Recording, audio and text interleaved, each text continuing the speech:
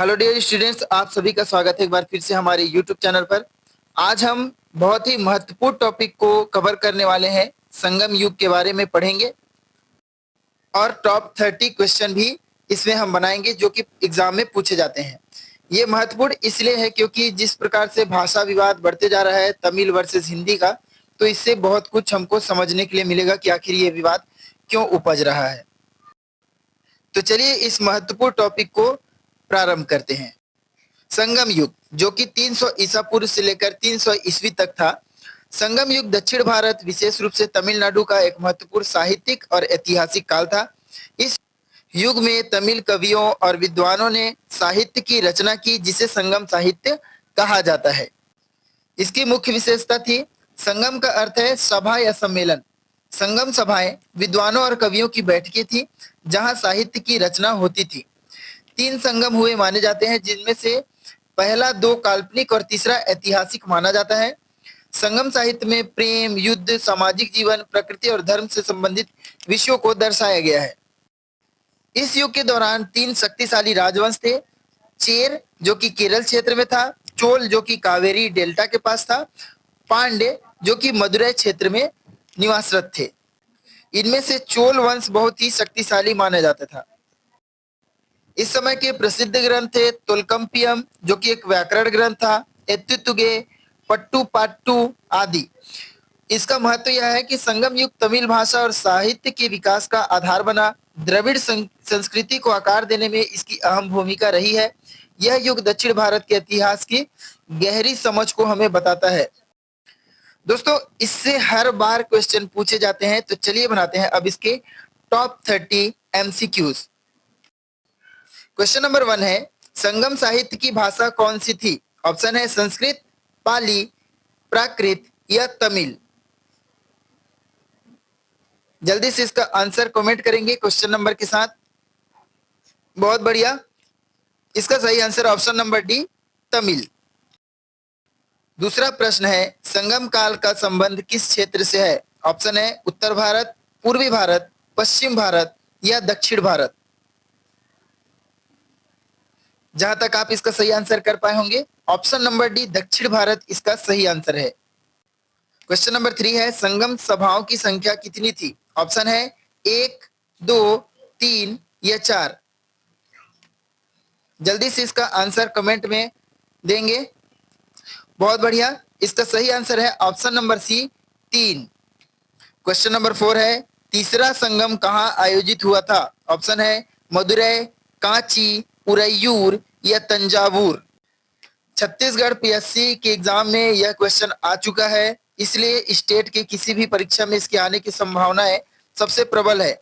जल्दी से इसका आंसर करेंगे। इसका सही आंसर है ऑप्शन नंबर ए, मदुरै।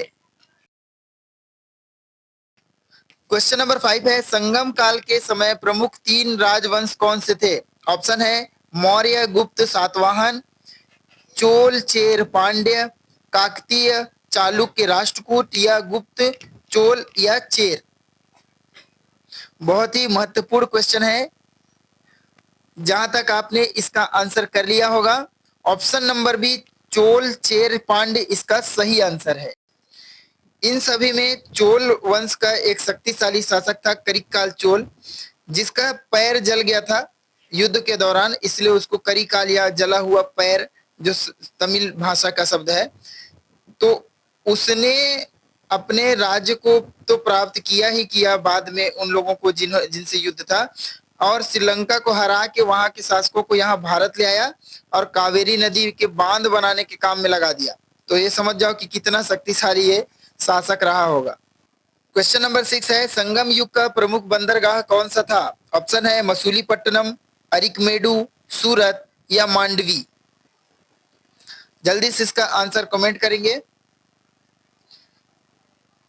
इंडियन हिस्ट्री के अंदर आने वाले जियोग्राफिकल प्लेसेस पर बहुत क्वेश्चन पूछे जाते हैं, तो इसका सही आंसर है ऑप्शन नंबर बी, अरिकमेडु बंदरगाह। क्वेश्चन नंबर 7 है, पत्तू पट्टू किससे संबंधित है? ऑप्शन है युद्ध कथा, भक्ति गीत, संगम साहित्य या शिलालेख। जल्दी से इसका आंसर कमेंट करेंगे।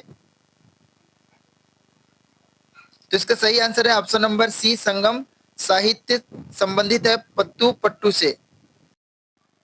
क्वेश्चन नंबर 8 है, संगम काल के चोल शासक कौन थे? ऑप्शन है करिकाल चोल, विजयनगर राय, राजेंद्र चोल या भोजराज। इसका सही आंसर है option number A, Karikala Chola. Question number 9 है, संगम साहित्य में वर्णित करिकाल किस वंश से थे? ऑप्शन है चेर, पांड्य, चोल या सातवाहन। हो सकता है आपको बहुत ही सरल लग रहा होगा क्योंकि मैंने एक्सप्लेन कर दिया आपको पहले ही सारी चीजें, लेकिन यहाँ से प्रश्न हमेशा आते हैं एसएससी, रेलवेज, आपके बैंकिंग के परीक्षाओं में, यूपीएससी में और सीजीपीएससी और सीजी व्यापम में तो पूछे ही जाते हैं। इसका सही आंसर है option number C, Chola. Question number 10 है, संगम साहित्य का प्रमुख विषय क्या था? ऑप्शन है धार्मिक सिद्धांत, राजनीतिक व्यवस्था, प्रेम और युद्ध या व्यापार।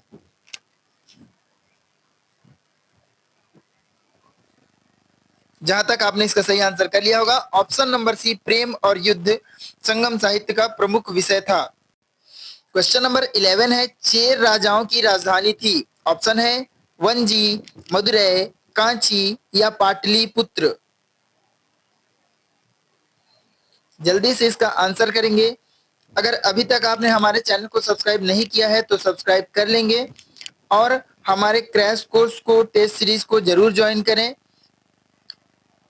कॉन्टैक्ट हमने डिस्क्रिप्शन पर दे दिया है। ऑप्शन नंबर ए इसका सही आंसर है। क्वेश्चन नंबर 12 है, तोलकप्पियम किसका ग्रंथ है? ऑप्शन है व्याकरण का, खगोल, गणित या संगीत का। तमिल साहित्यों को पढ़ना, तमिल भाषा से रिलेटेड चीजें जानना अब इम्पोर्टेंट सा लगता है क्योंकि सिंधु घाटी सभ्यता से पहले की भी जो लिखित अभिलेख है वो अब हमें तमिलनाडु में मिल चुका है, जिससे ये प्रूव तो हो ही जाता है कि दक्षिण भारत में संस्कृति का उदय पहले हो गया था उत्तर भारत से। इसीलिए हिंदी और तमिल का विवाद भी है कि हिंदी को क्यों माने जबकि तमिल पहले आया है संस्कृत से। इसका सही आंसर है ऑप्शन नंबर ए, व्याकरण। इसको लिखने वाले राइटर का नाम है ही तोलकम्पियर है, जिसने लिखा है तोलकम्पियम। क्वेश्चन नंबर 13 है, एत्तु तोगे क्या है? ऑप्शन है मूर्ति, एक मंदिर, काव्य संग्रह या शिलालेख। जल्दी से इसका आंसर कमेंट करेंगे। जहां तक आपने बना लिया होगा इसका सही आंसर ऑप्शन नंबर सी, काव्य संग्रह इसका सही आंसर है। क्वेश्चन नंबर 14 है, संगम युग में कौन सा व्यापार प्रसिद्ध था? ऑप्शन है कपास, सोना, मसाले और रेशम या चाय। मोस्ट इंपॉर्टेंट क्वेश्चन है, बहुत बार पूछा जा चुका है। तो इसका सही आंसर है ऑप्शन नंबर सी, मसाले और रेशम। आज भी साउथ में केरल मसालों के लिए फेमस है तो कर्नाटक रेशम का पूरा उत्पादन करता है। तो देश में ये बड़े उत्पादक राज्य हैं मसाले और रेशम के। क्वेश्चन नंबर 15 है, संगम साहित्य में किस समुद्र की चर्चा की गई है? ऑप्शन है लाल सागर, बंगाल की खाड़ी, अरब सागर या दक्षिण समुद्र।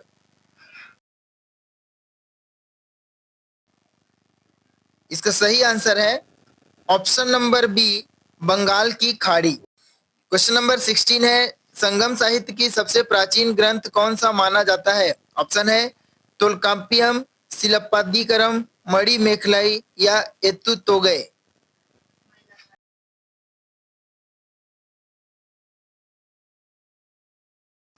जहां तक आपने इसका सही आंसर कर लिया होगा, ऑप्शन नंबर ए, तोलकाप्पियम इसका सही आंसर है। इसको लिखने वाले लेखक का नाम है तोलकम्पियर और इसके जो ग्रंथ है उसका नाम है तोलकाप्पियम। क्वेश्चन नंबर 17 है, सिलप्पादिकारम किसने लिखा था? ऑप्शन है इलंगो वाडिगल, तोलकाप्पियर, तिरुवल्लुर या मणिमेखलाई।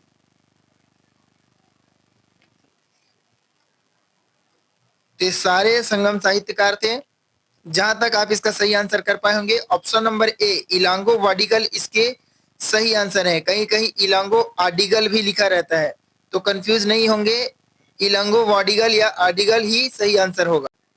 क्वेश्चन नंबर 18 है, मणि मेखलाई किस विषय पर आधारित है? ऑप्शन है व्यापार, बौद्ध दर्शन, हिंदू धर्म या विज्ञान। इसका सही आंसर है ऑप्शन नंबर बी, बौद्ध दर्शन पर आधारित है मणि मेखलाई। क्वेश्चन नंबर 19 है, संगम काल में किसानों को क्या कहा जाता था?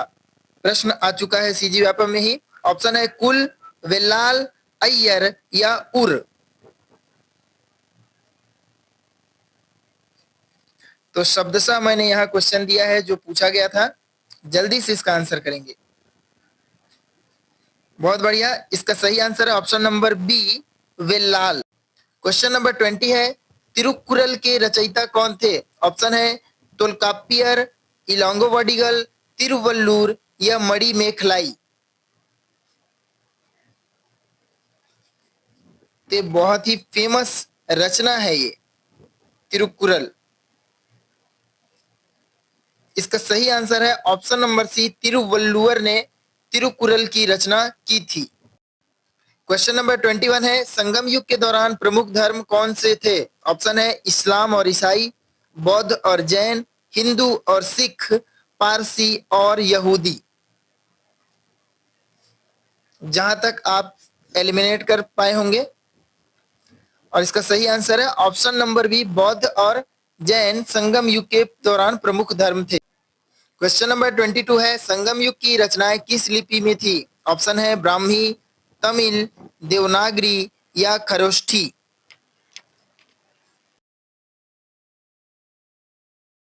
जहां तक आप इसका सही आंसर कर पाए होंगे, ऑप्शन नंबर ए, ब्राह्मी लिपि में संगम युग की रचनाएं थी। ध्यान रखेंगे, तमिल एक भाषा है, उसकी लिपि ब्राह्मी है। क्वेश्चन नंबर 23 है, पांड्य वंश की राजधानी कौन सी थी? ऑप्शन है वंजी, उरैयूर, मदुरै या कांचीपुरम। जल्दी से आंसर करेंगे इसका। इसका सही आंसर है option number C, Madurai. Question number 24 है, अरिकमेडु किस देश के साथ व्यापार का केंद्र था? ऑप्शन है मिस्र, चीन, रोम या अरब।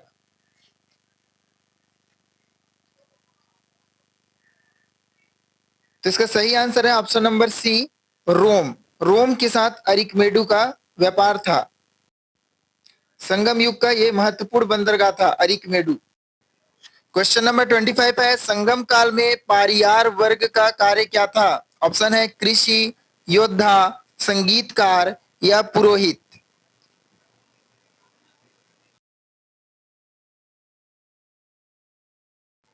इसका सही आंसर है ऑप्शन नंबर सी, संगीतकार ही परिवार वर्ग था। अगला क्वेश्चन है, संगम युग का काल कौन सा माना जाता है? ऑप्शन है 6वीं से 34 सदी ईसा पूर्व, तीसरी ईसा पूर्व से तीसरी सदी ईसा, 5वीं से 8वीं सदी ईसा या 8वीं से 12वीं सदी ईसा। जहां तक आपने बहुत ही आसानी से इसका आंसर कर दिया है, ऑप्शन नंबर बी, तीसरी सदी ईसा पूर्व से तीसरी सदी तक संगम युग। क्वेश्चन नंबर 27 है, संगम साहित्य में किस प्राकृतिक तत्व पर जोर था? ऑप्शन है अग्नि, वायु या 5 लैंडस्केप जिसे थिनाई कहा जाता है या जल। तो जहां तक आपने इसका तुक्का कर लिया होगा, और वही सही है, ऑप्शन नंबर सी, 5 लैंडस्केप या थिनाई इसका सही आंसर है। क्वेश्चन नंबर 28 है, संगम काल के शासकों को क्या कहा जाता था? ऑप्शन है सम्राट, पेरिवल, महाराजा या राजा। एसएससी का क्वेश्चन है, बहुत ही आसानी से बनाएंगे, सोच समझकर बनाएंगे, माइनस मार्किंग नहीं करना है। तो इसका सही आंसर ऑप्शन नंबर बी, पेरिवल। तो सेकेंड लास्ट क्वेश्चन यह है, संगम युग के दौरान महिलाओं की स्थिति कैसी थी? ऑप्शन है बहुत दबी हुई, स्वतंत्र और शिक्षित, धार्मिक नेतृत्व में या पर्दा प्रथा में। महिलाओं की स्थिति से सवाल आते हैं, चाहे वो मौर्य युग हो या गुप्त वंश हो, या संगम युग हो? जल्दी से इसका आंसर करेंगे। इसका सही आंसर है ऑप्शन नंबर बी, स्वतंत्र और शिक्षित। क्वेश्चन नंबर 30 है, संगम युग का आर्थिक जीवन मुख्यतः आधारित था। ऑप्शन है उद्योग, आयात, कृषि और व्यापार या लूटपाट। तो ऑप्शन नंबर डी को तो हटा ही दीजिए, लूटपाट।